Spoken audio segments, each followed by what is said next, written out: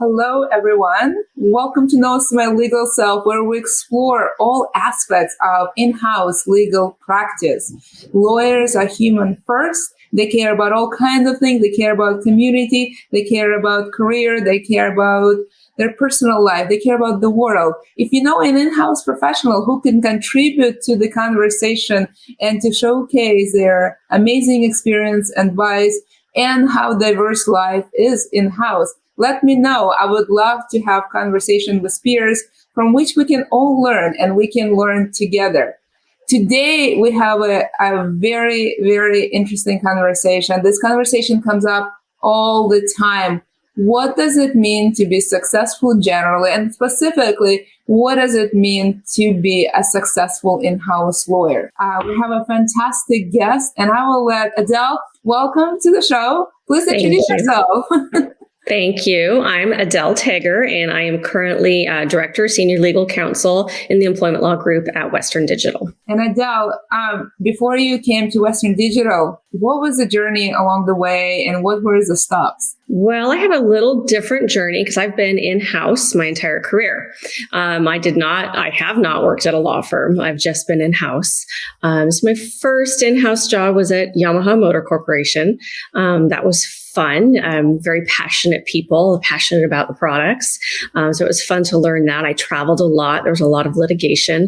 And then I actually went part-time for 10 years because I had my son. And while I was at Yamaha, I traveled very frequently. And so that didn't work. So I left that job, went part-time, and went to a legal services firm, for lack of a better word, Inova Counsel, where I acted as in-house counsel to smaller companies on a part-time basis.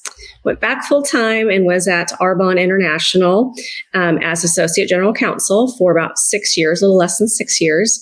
And then I moved into Western Digital. Oh, I love the journey. There's so many conversations we could have. The part-time, very interesting conversation in-house. And of course, the part of moving and providing sort of fractional advice to various clients, how it is a very different in-house practice. Yes. But let's focus on why we're here. And I know there is a common piece of advice that you disagree with. What is it? It's okay not to want it all. It's okay not to strive to be the general counsel. Everyone needs to have their own journey. It's okay not to strive for that. I love that. Let's unpack it a little bit. Sometimes we are very, very narrow in the way we define success in law. Mm-hmm. It's either being a partner or being a GC, but you think it's a kind of much more custom experience. How did you come to that realization, Adele? Over a long period of time, I would say. I decided that being the GC is not the most important. That is not my ultimate goal. I live my life with balance. And when I had a position where I wasn't the GC, but I was assistant GC and had a team under me and a lot of responsibility, and it was a lot of hours and a lot of stress, I wasn't as balanced and I wasn't as happy. And I don't need my headstone to read, she was a wonderful general counsel. I would like to be a wonderful mother, a wonderful member of the community, a wonderful partner. And she was also a lawyer. So, I really thought about that. I thought about what I wanted, what I enjoyed, and what I really enjoy is employment law, and decided to make a move to another company where, yes, I work and I have a lot of responsibilities, but I am not necessarily on that track. I'm not trying to become the general counsel of Western Digital. Very interesting. I like that phrase. Life was balanced. That is such an interesting way to think about it. I guess were there any, how one does not arrive to this phrase without a struggle based on my experiences. what were some of your struggles? And specifically, it sounds like your struggles led you to think, what do I want my tombstone to read? Yes. Sounds like it was a process to articulate it. So tell me, how did that go? It is a process. And I'm going to touch on some personal notes too, is that I'm a single parent and have been since my son was 2. And, that matters to me. Being a good parent and being a present parent is the most important thing for me. That is the most important. I was a lawyer first before I was a mom, but being a mom surpassed, I guess, my focus on being an attorney. And so that was the process of also balancing so many things, my responsibilities as a single parent, not having family in the area. And, I discovered that having a balanced approach makes me happier and more successful in all of my endeavors, being a mom, being a lawyer, being involved in the community. So being a human first, I really love it. Obviously, being a single parent, puts sort of a different framework. You are basically the parent and they're all the time and have lots of responsibilities. Were there any other sort of struggles that you face as a professional woman, as a professional woman attorney that also colored that worldview and the goal of living your life with balance? And I know you mentioned some travel at some point and how that didn't always was part of life. So I'm just curious, what other things shaped that worldview? Like you said, it's a journey, experiences, and living life with balance, as I said, is my key to becoming more, to be successful in my endeavors. If I focus too much on one thing, I am going to become anxious about the other things in my life that I might be letting go. For me, if I was, achieving, how do I get the next promotion? How do I become GC? Then I might feel, the ever-present mom guilt of, am I there for my child? So that stress doesn't allow me to be successful. May push some people, it doesn't push me. So the stress of being pulled in too many different directions, or just trying to concentrate on one thing, it doesn't make me successful. I become a little more scattered than, rather than, okay, I'm in a balanced approach to things. Then I can focus and relax and do a better job. That is very interesting. So I find it very interesting as you talk about it sounds like you went through the journey of defining what success means to you. Yes. And you painted a picture of what it means to be successful and what's important to you. But it seems like understanding what's not part of it was equally as important in that clarity, right? Because you now said a few times, being the general counsel is not my definition of success. Right. It's not. It's not. I think my definition of success is being happy and doing a good job at what I've committed to. I will say I took a title step down from my last job to my current job, and that's okay. That's okay. I'm enjoying what I'm doing more. Well, one, I'm focused on employment law, like I said, which is my first love of the law is employment law. And who cares what my title is? It doesn't make me a better person or a smarter person or, a happier person. And maybe the people who are looking at my profile on LinkedIn, oh, she went from, assistant general counsel to just a director, senior legal counsel. Oh, what happened there? Nothing happened. I actually made myself happier with a different position. And not that I don't love Arbonne. I don't want anyone to say, I didn't love it. It's a great company. But, that's it. My title is not my value. The value I bring to the company isn't subject to my title. It's the value that I bring to the team and reducing risk in the company.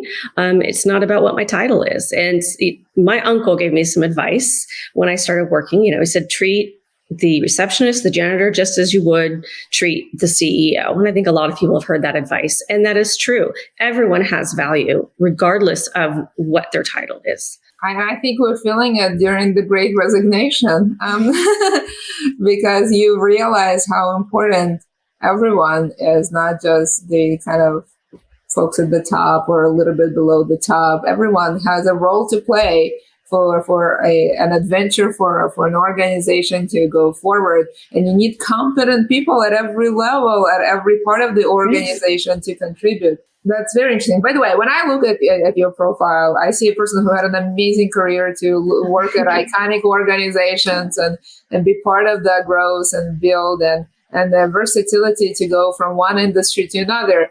Admittedly, the title was something I didn't even notice. So and that's something that when you were recommended as one of the people to speak, and I assessed whether you would be a good speaker. That's actually what I saw.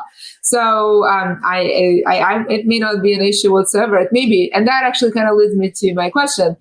I think sometimes what we expect other will see may actually, to some extent, manifest our worries, our insecurities, what we are worried about.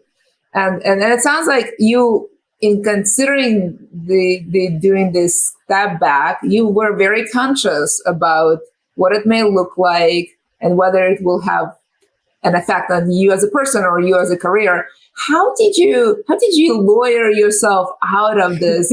What may seem like a really big deal of a problem that you're giving something up, and will you ever regret? Because, that's something, I go through every time I make a career decision. Will I regret entering this door? Question. First of all, regret isn't a terrible thing. We all make mistakes and we learn from our mistakes. So making a move and realizing it's not the best choice for you, that's okay. And then it just helps clarify what is the right choice for you. How did I lawyer myself out of it? I wanted to be happy and I wanted to contribute and I wanted to be successful.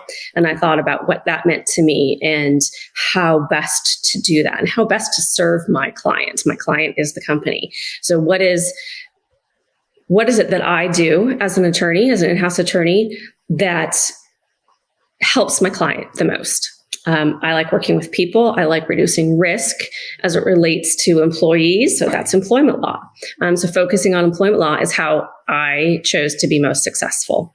So it was really about success to me, not success as others see it. Having made that journey, do you feel like that process should have been less of a process and much quicker, that you maybe overthought it? Because I definitely look back at all my decisions before, and I thought that should have been a much easier decision than it was.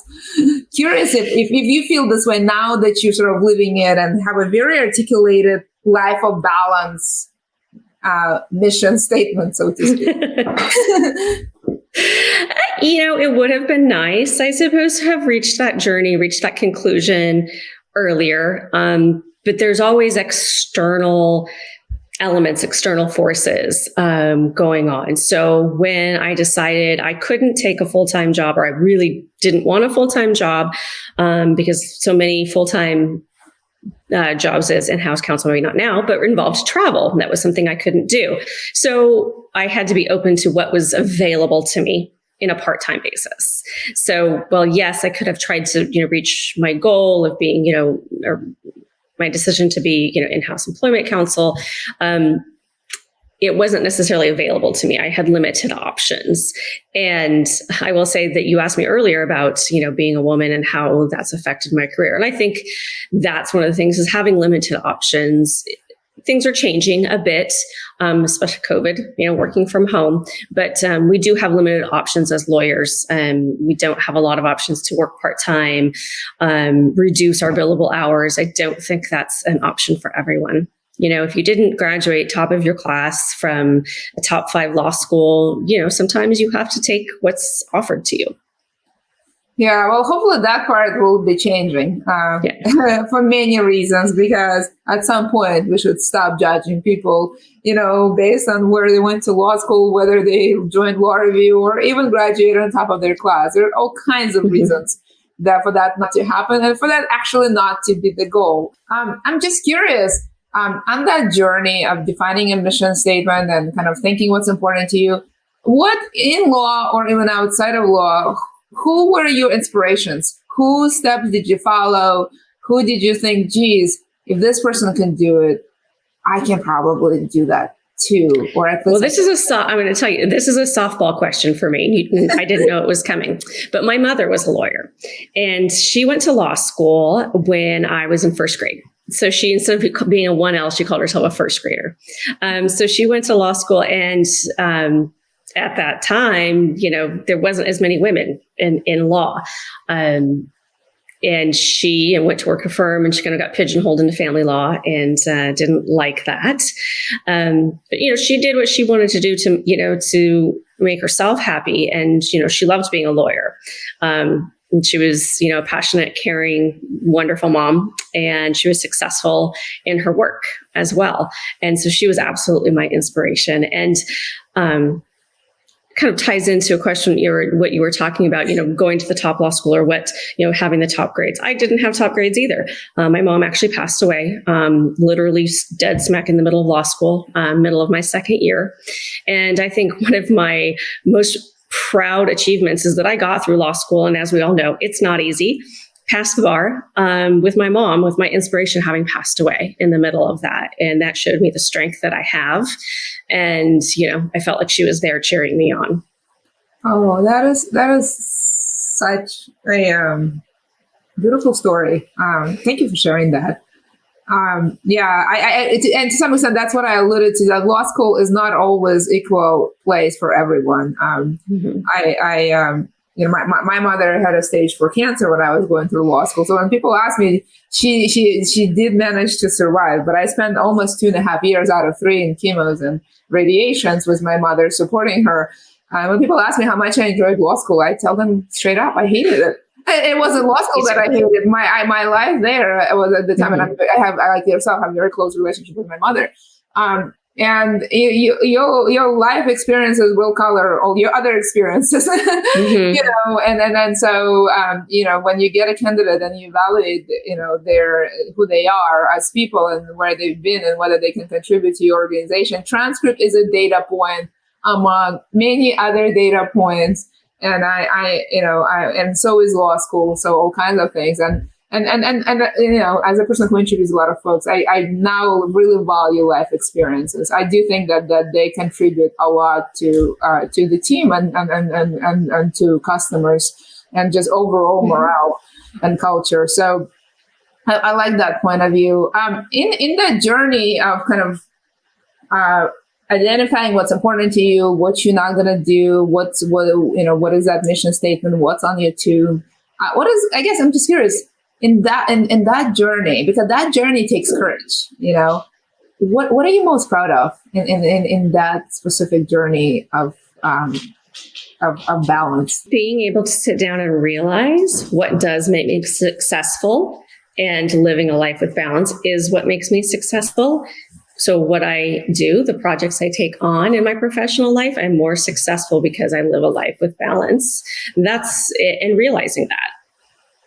That's what makes me most proud, is that I was able to realize it and kind of step off that track of trying to be the GC, trying to be the associate general counsel, trying to make $400,000 a year, trying to do this.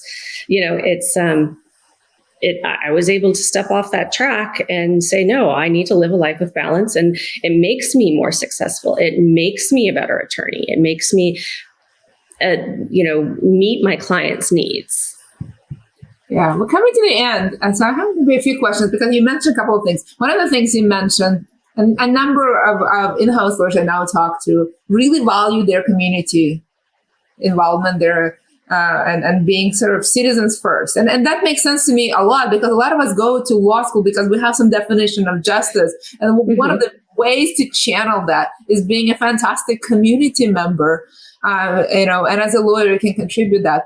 You mentioned community now a few times. Help me understand what that means to you, and in what ways is it important?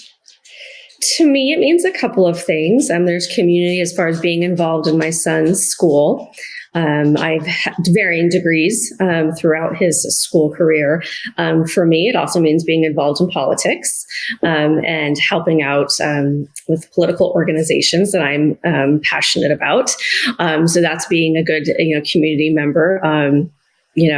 In my retirement, that's what I plan on doing is volunteering more with political organizations. So tell us more about your work. What inspired? I have no intention of being political, so to speak.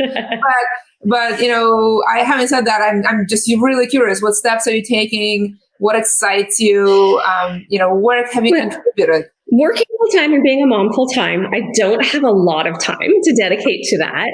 But when I can, I've volunteered for my local House of Representative, and she was elected, and she's a very popular House of Representative and very effective. So I plan to continue working on her campaign. I've knocked on doors. I've made phone calls. I've gone to rallies. I would like to do that more. I actually really enjoy I've had a chance to do some government relations and some jobs. I really enjoy that. So if I could find my way back there, I said, in a future life, that would be good when I have a little bit more time.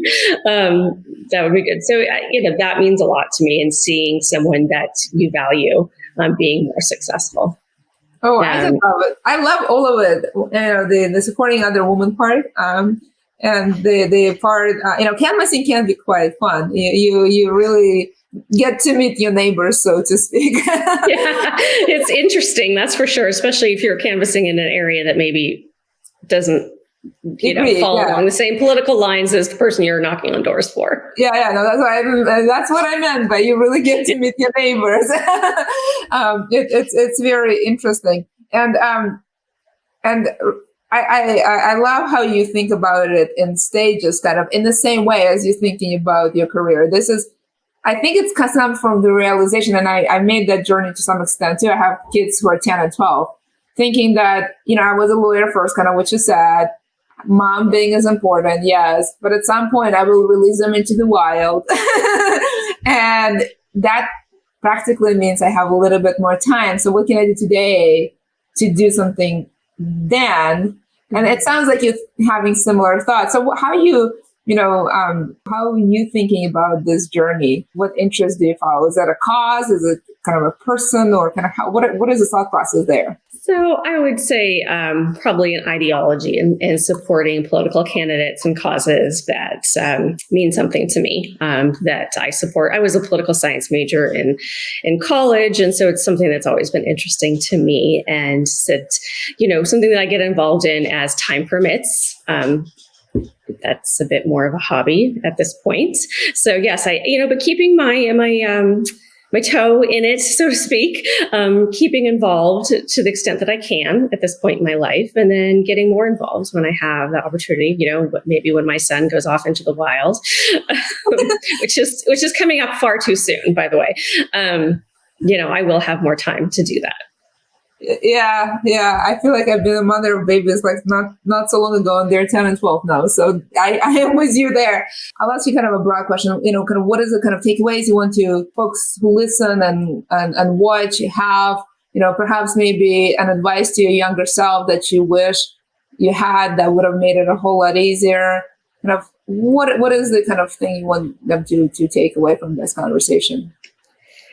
My advice, I would say, is especially geared to women, although men can find some use out of it too, is to really think about what's going to make you happy and follow that. And if what's going to make you happy is to be the general counsel of a Fortune 500 company, then go for it. Absolutely. I support you 100%.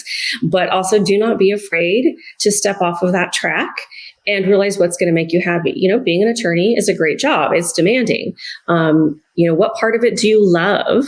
What part of it are you successful at? What part are you best at? And focus on that. We discussed in my career, I wasn't always able to do just what I love. Sometimes I had to take the job that was available to me, and that's okay. But think about what you want. And, I think as women, we're like, oh, we have to be successful. We have to achieve. We have to work twice as hard to achieve what a man achieves. That's all true. However, we don't have to want that. And we don't want to have to hold ourselves up to what is successful for a man or what we think is successful for a man. We need to think about what's successful to ourselves. And I'm so thankful for people like my mother who went before me and allowed me to be able to choose and to, be a good attorney and to have those opportunities and also to be a mom. Thank you so much, Adele, for this conversation. Thank you. It's been a pleasure. Yeah, your intentionality in defining success and defining what's not, it's very inspiring. I just love how much courage you've had and how intentionally you have been on this journey. And the thing is, I think, I think the definition of success is probably not uniform for men, as it is not uniform for women. I think it's sometimes more acutely for women, because of societal norm, or because we may end up being as a single parent more often. I find that when we have multiple definition of success, men also raise their hand, and I think that's actually one way to sort of get to that equality is to have multiple definitions of success. For both men and women, absolutely. Yeah, for both men and women. But thank you again. Thank you so much. I really appreciate this conversation. It's been really enlightening. I want to thank the viewers and the listeners for joining us. I will personally reflect on this life with balance mission statement on my weekend. I think I can benefit from that. I definitely learned something in this conversation with Adele. I invite you to nominate folks from in-house in the Office of General Counsel to be part of this conversation. To be very clear, I don't only talk to General Counsel. I talk to leaders of all kinds and who have different definitions of success. So if you have any suggestions of anyone who may contribute to this conversation, who can give us permission and inspiration to show up better as humans, as in-house lawyers, as community members, as parents, or anything else, let me know. I definitely would love to have that conversation. Bye, everyone.